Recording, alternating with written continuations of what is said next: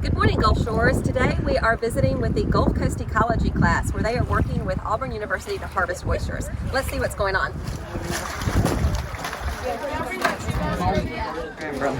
So that's what they're looking for. They're looking to remove all crabs because they're invasive species.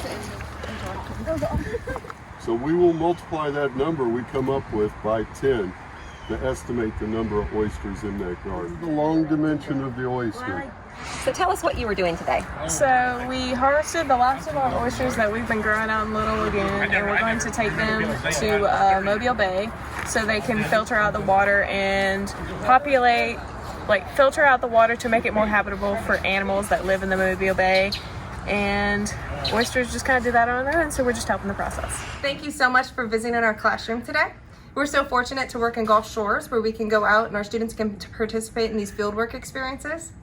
We're very fortunate to have worked with Auburn University and Little Lagoon Preservation Society this year, and we're thankful for their partnership. If you'd like some more information, please go to our website, gsboe.org/academics.